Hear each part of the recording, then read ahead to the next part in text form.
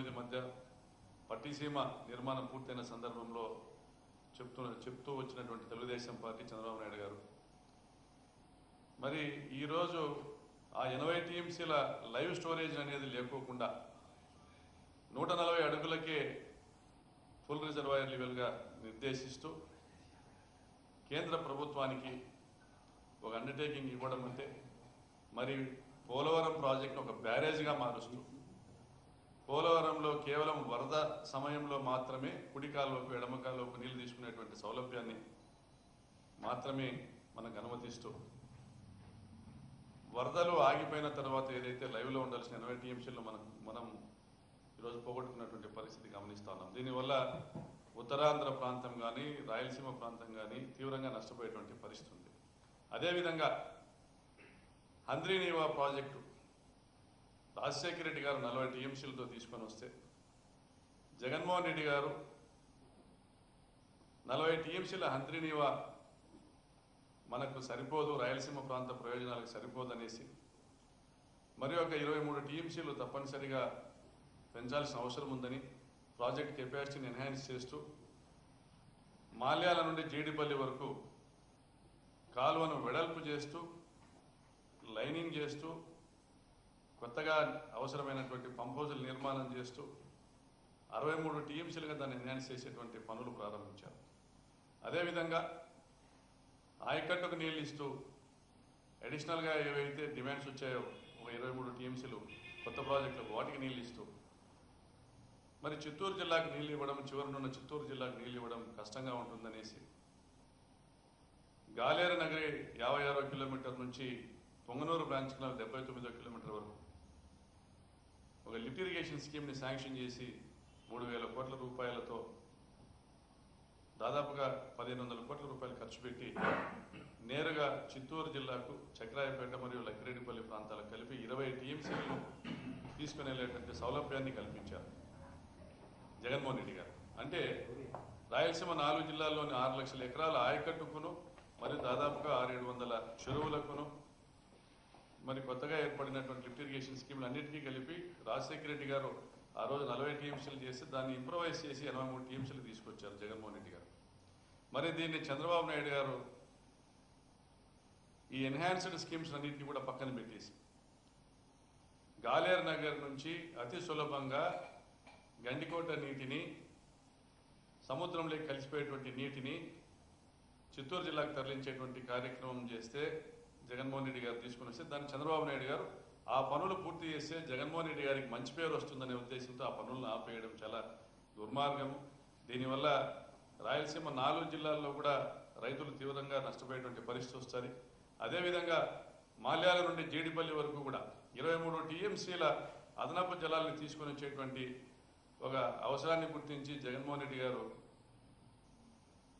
Canal widening చేస్తూ మరి lining చేస్తూ అదనంగా 23 టీఎంసీలు తీసుకొని వచ్చేటువంటి కార్యక్రమం మొదలు పెడితే దాన్ని కూడా అటకెక్కించడం వల్ల ఈరోజు అదనంగా వచ్చేటువంటి 23 టీఎంసీల పైన ఆధారపడి శాంక్షన్ అయినటువంటి పనులు జరుగుతున్నటువంటి అనేక ప్రాజెక్టులు డోన్ నియోజకవర్గంలోని 63 చెరువులకు లిఫ్ట్ ఇరిగేషన్ స్కీమ్ కావచ్చు, జీడిపల్లి నుంచి అప్పర్ పెనార్ ప్రాజెక్టుకు లిఫ్ట్ ఇరిగేషన్ స్కీమ్ కావచ్చు, జీడిపల్లి నుంచి బీటీపీకి మరియు 114 చెరువులకు లిఫ్ట్ ఇరిగేషన్ స్కీమ్ కావచ్చు, అదేవిధంగా పుట్టపర్తి నియోజకవర్గంలోని 195 చెరువులు లిఫ్ట్ ఇరిగేషన్ స్కీమ్ కావచ్చు. ఇటువంటి అనేక శాంక్షన్స్, అలొకేషన్స్, జీవోల ద్వారా వైఎస్ఆర్ ప్రభుత్వం ఏదైతే తీసుకొని వచ్చిందో ఆ స్కీమ్స్ మొత్తం ఈరోజు అటకెక్కేటువంటి పరిస్థితి ఉంది.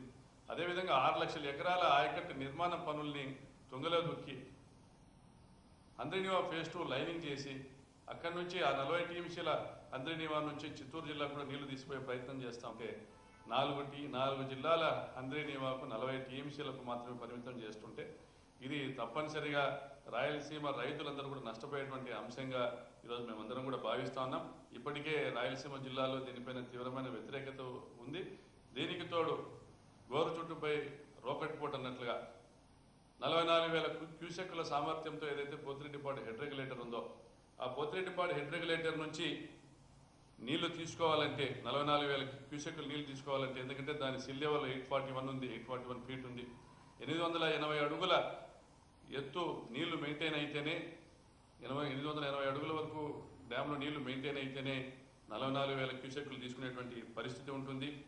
అయితే 880 అడుగుల ఎత్తు నీళ్లు మెయింటైన్ చేయాలంటే ఫ్లడ్ డేసు మనకున్నటువంటి ఫ్లడ్ డేసు 20-30 రోజులకు మించి లేని పరిస్థితుల్లో మనకు హక్కుగా ఉన్నటువంటి దాదాపుగా 101 టీఎంసీలు పోతిరెడ్డిపాడు హెడ్ రెగ్యులేటర్ ద్వారా చెన్నైకి తాగునీటికి 15 టీఎంసీలు, ఎస్ఆర్బీసీకి 19 టీఎంసీలు, తెలుగుగంగకి 29 టీఎంసీలు, గాలేరు నగరికి 38 టీఎంసీలు విభజన చట్టం కింద మనకు హక్కుగా ఏర్పడినటువంటివి అన్నీ కూడా కలిపి 101 టీఎంసీల నీళ్లను తీసుకొని పోవాలంటే ఇది సాధ్యం కాదు. కాబట్టి మరోవైపు తెలంగాణ పాలమూరు రంగారెడ్డి దిండి ప్రాజెక్టు ద్వారా రోజుకు 2 టీఎంసీల నీళ్లను 798 అడుగుల నుంచి లిఫ్ట్ చేసేటువంటి పరిస్థితి ఉంది. అదేవిధంగా 798 నుంచే పవర్ ప్రొడక్షన్ కోసం, విద్యుత్ ఉత్పత్తి కోసం నీళ్లను దిగువకు వదిలేటువంటి పరిస్థితి ఉంది.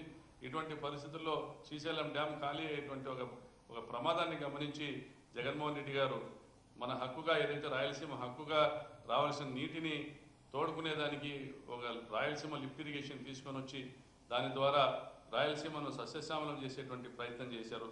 దాదాపుగా పనులు ఒక మంచి ఊపందుకునేటువంటి సమయంలో చెన్నైలోని ఎన్జీటీలో తెలంగాణకు సంబంధించినటువంటి ఒక టీడీపీ నాయకునితో ఒక అబ్జెక్షన్ రైజ్ చేయించి ఆయన పనుల్ని ఎటువంటి వేగవంతంగా పనులు చేయాలనుకున్నారో ఆ పనుల్ని ఆపేటువంటి ప్రయత్నం గతంలో తెలుగుదేశం పార్టీ చేసింది. మరి ఈరోజు తెలంగాణ ముఖ్యమంత్రి రేవంత్ రెడ్డి గారు చెప్తా ఉన్నారు, జగన్మోహన్ రెడ్డి రాయలసీమ కోసం నీళ్ళనన్నీ తీసుకెళ్తా ఉన్నాడు, రాయలసీమకు సాగునీటి కోసం ఈ రాయలసీమ లిఫ్ట్ ఇరిగేషన్ తీసుకొని వచ్చినాడు అనేసి. మరి చంద్రబాబు నాయుడు గారు ఏం చేస్తూ ఉన్నారు? మరి ఈరోజు జగన్మోహన్ రెడ్డి గారు ఆ ప్రయత్నం చేస్తూ ఉంటే ఎన్జీఈటీలో మన హక్కులపైన వాదనలు వినిపించలేకపోయారా లేదా రేవంత్ రెడ్డితో చేతులు కలిపారా? మరి ఎందుకు ఈరోజు ఎన్జీఈటీ మన వాదనల్ని తిరస్కరించింది? ఇది ఘోర వైఫల్యం కాదా? రాయలసీమ పైన మీకున్నటువంటి సవతి తల్లి ప్రేమ కాదా అని నేను ప్రశ్నిస్తా ఉన్నా. చంద్రబాబు నాయుడు గారు, మీరు రాష్ట్రంలో సంపద సృష్టిస్తామని చెప్తా ఉన్నారు, మరి రైతులకు నీళ్లు ఇవ్వకుండా ఎటువంటి సంపద సృష్టిస్తారు? మరి రాయలసీమ ప్రాంతానికి రావాల్సిన నీళ్లను తీసుకొని వచ్చేటువంటి హక్కులు మనం పోగొట్టుకునేటువంటి పరిస్థితి గతంలో కూడా మీరు చేశారు. ఆలమట్టి ప్రాజెక్టు ఎత్తు పెంచుతూ ఉంటే మీరు ఆ రోజు చోద్యం చూస్తూ ఊరుకోండిపోయారు. తెలంగాణ ప్రాజెక్టు నిర్మాణం జరుగుతూ ఉంటే ఆ రోజు చోద్యం చూస్తూ ఊరుకోండిపోయారు.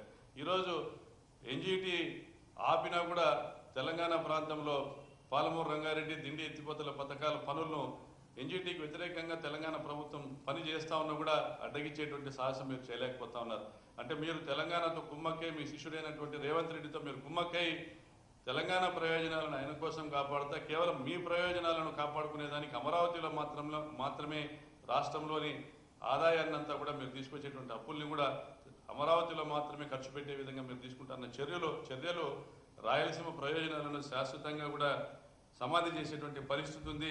కాబట్టి చంద్రబాబు నాయుడు గారు, మీకు అధికారం ఇచ్చింది ఒక ప్రాంతం వాసులు కాదు, మీకు అధికారం ఇచ్చింది మీరు ఏదైతే అభివృద్ధి చేస్తామని చెప్పుకుంటూ వచ్చినారో, అన్ని ప్రాంతాల్లో అభివృద్ధి చేస్తామంటూ చెప్పుకుంటూ వచ్చారో, అమరావతిలో కూడా అభివృద్ధి చేస్తామని చెప్పుకుంటూ వచ్చారో, మరి అమరావతి ప్రాంత ప్రజలు మాత్రం ఓట్లు వేస్తేనే మీరు గెలవలేదు.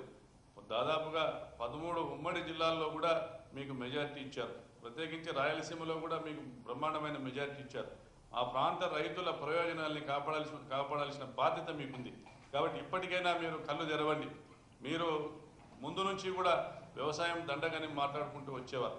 వ్యవసాయం వల్ల ఆదాయాలు లేదు, వ్యవసాయానికి ఖర్చు పెట్టడం అనవసరం, సాగునీటి ప్రాజెక్టులు ఖర్చు పెట్టడం అనవసరం అని మీరు మాట్లాడేవారు. మరి మీరు ఎన్నికల్లో గెలిచినప్పుడల్లా మీరు ఇటువంటి మాటలు